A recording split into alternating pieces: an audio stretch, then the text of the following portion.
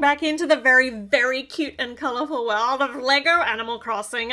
We've already got a couple of sets built. This is the biggest one of the wave. This is, hold on, it says down the bottom, Nook's, Cranny and Rosie's house. So you've got two actual separate builds here that could have been put into two separate boxes, really, I think. But let's have a look as we build them. So there are 535 pieces in here. It's $120 in Australia, $75 in the US. It's really expensive for the amount of parts that are in here, but everything in here is printed. There are no stickers, and they've made, you know, very specific mold sets for the characters. So I do understand the pricing. It's just quite a lot. All right, so of course we need Tom Nook. If we're having Animal Crossing sets, we need Tom Nook, our favourite capitalist Tanuki raccoon dog. He's wearing his Hawaiian shirt, which is nice because we don't actually see the New Horizons outfits on the other characters. We kind of see the Animal Crossing default outfits on the villagers.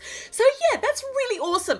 What I do find odd though is that he is included in this set with Nook's Cranny because he hangs out in resident services in this particular game, and it's his mini capitalist nephews, Timmy and Tommy, who run Nook's Cranny. So interesting. I'm pretty sure we'll see Timmy and Tommy in subsequent sets. I hope there are more waves of Animal Crossing coming on. I hope it's successful enough because these are just delightful. All right, so this is Nook's Cranny. This is the upgraded version once you've gone past the first little kind of tent scenario.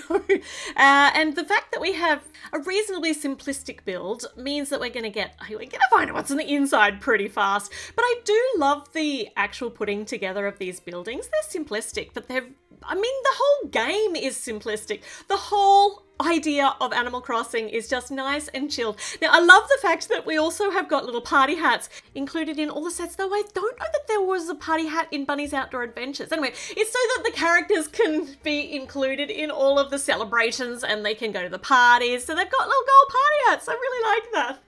It just ties all the sets in together. We've got our coloured flag penty thing over the front entryway and some gorgeous striped awning over either side of the doors, trying to get these little half round pieces on straight. It's a bit of a challenge for me, but that's okay. They look okay. It'll do. And this is the roof. So the roof is actually just blue. The stripes along it add some really nice definition to what otherwise would be a very boring brick-built roof. But this is, I love the printed tile for the sign. That looks really cool. All right, so we've basically got our facade ready to go. Now we have to fill out what's on the inside. No, I lie. We actually get something very important here. For Tom Nook, we get his bag of bells, a money sack. This suits his character perfectly. And now we've got that sack, you can bury it in the ground where you get the little shiny light bit up and then you can grow a money tree. This is cool too. This is the sign out the front telling you what the hot items are for making today and for selling. And on the other side of the door is the drop-off box, the after hours drop-off box, which I never ever use because there's no way that I'm only getting 80% of what I've actually collected. There's just a token carrot.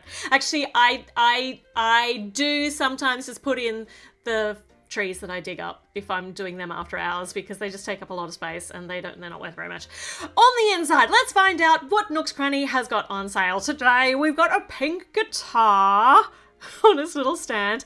This isn't actually configured the way the shop is configured, which is, that hurts me a little bit, but that's all right. I'll live with it. We've got a bucket and we have got a radio, a pink radio. I like that pink is our theme colour. That brings me a lot of happiness.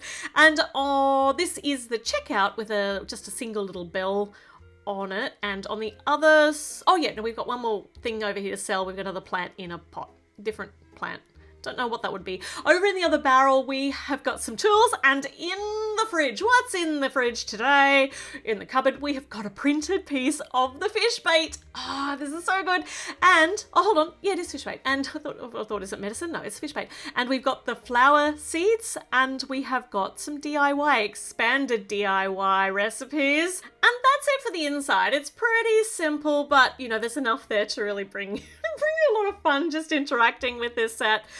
Yeah, very, very cute. Very cute. I'm just going to keep saying simplistic because that is the whole point of it. Okay, we're going backwards now because I did do the Nook's Cranny first, which is, you can do whatever we want. These two actual builds you can do separately. So for Rosie's house, obviously we need Rosie, the peppy kitty villager. She's got a little mark up here, and I'm pretty sure I can erase that with an eraser because it's on the base color. So I will do that. Yeah, weird that some of these are coming oddly marked. She's got a bow, but she can also have the party hat too, so she can join in the party when we build Julian's birthday party. Or we can have just the celebration of reopening of the bigger Nook's Cranny. This is a tree. We've built one of these. I mean, this is a tree. It's proclamation. We've built one of these for each of the other builds, but they've all got different things, and this one's a bit disappointing with just a stick, but I'm going to put the spare bell in there too so that I'm just not quite so saddened by just a stick falling out. It's an orange tree, so that's awesome. We've got cherry tree so far and an apple tree that of the two other sets I've built.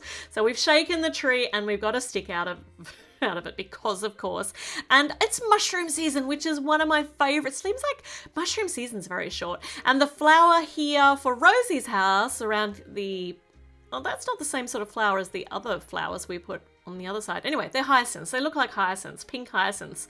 And she has got a little picnic area for outside the house, which is similar to the one for Isabel's house visit, but that one was actually designed to go inside the house and you can pull it outside. This one's designed to be outside, and it's just enough different to make it still really, really sweet so they can have tea parties, but just a little bit different.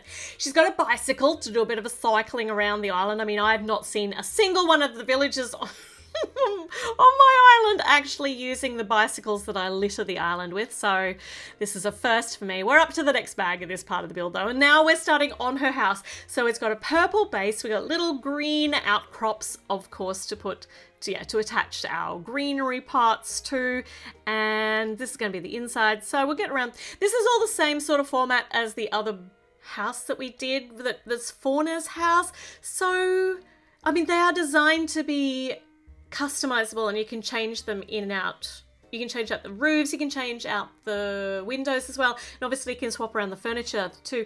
I don't know that they didn't miss their market with the initial wave, with these initial wave Animal Crossing sets. I don't know that younger kids actually play that much. They're designed obviously for younger builders. Even as an adult, I find these builds absolutely delightful and satisfying. I mean, look at these new colors of doors. Oh my gosh, but I don't need a complex build to enjoy a set. So the simplicity of the game is what makes it so endearing. So I suppose it's the same with the sets. Maybe they didn't miss their market. I'm just spitballing here. All right, so we've got our house happening. We've got a lamppost out to the side. We're definitely gentrifying this area. I can't do that. I can't take my island, my Animal Crossing island, and turn it into a city. I still keep it really rustic, so I might put a few lampposts around the areas where the houses are, but then that's it. I'm not gonna make massive paths, and I like to keep it all really natural, which means I probably don't play the game to its fullest capability, but you know what? It's just how I like to play. So we're going to be keeping my Lego version of this too, very rustic and very islandy as well. We're not going to turn it into a city. I don't like that. Love this tiled roof though. I like our new half round colours that we're getting for the tiles. This is going to be the part that goes over the door, but it's actually a rounded one. This is cool, so you get the different varieties of house shapes as well. Got two different choices for windows. We can have these rounded brownie ones, but you know what? I think because we've got Mrs. Pinky McPink, we've got Rosie. I mean, she's Rosie. There is a character called Pinky, but no. So this one's Rosie.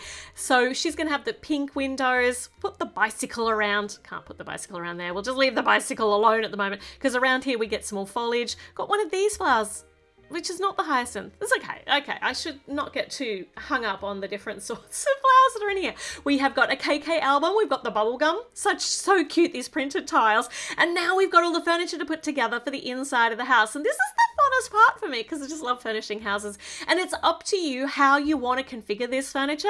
So this one is, you know, a reasonably good intimation of what you have inside Rosie's house, but you could take stuff out of Fauna's house and you can swap them around like you would do. Actually, you can't do that to your real villagers, but you can give them stuff and they will then put it in a really terrible place in their house. Yeah, maybe I can't figure out how to make the houses look nice.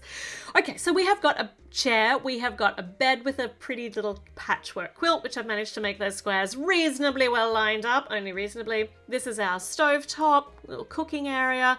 Got a side table with some flowers, got some nice little, some sort of floof actually cooking in there. We got a lamp and we've got a side table with a coffee cup on it. So how are we going to put these in? I never get this right the first time round, so I don't know why I bother seating them down, because I just have to move them. So if I put these over here, and then I'm moving the bed out a bit so that I can, put this, no, then you can't see the cup if I put the cup around. I don't know that I got this out the right way. I cannot get the chair out again, so the chair's living there now, and maybe if I put the lamp over here, and there we go. That looks great. Now I can put the bed down. That looks great. We can fit everything in very nicely. She cannot actually lie on the bed because her tail is too springy, but she can spend a lot of time sitting in the chair. Oh my gosh, it's so cute. Oh my goodness, now we have to just put it together. So we can configure this however we please. I do what I want. I like to put the trees right in front of the house. Put the little picnic area over here between Nook's, Cranny and Rosie's house. You can have a bit of a rest stop before you go and spend all your bells on whatever's available in the shop today. It looks really cute. It really is so much fun. And then I like to have all the houses together, but we can swap around the roof lines. You can swap around the window colors as well. You can swap out the doors. There are so many choices that you can have here. It's configurable just like it is in the game.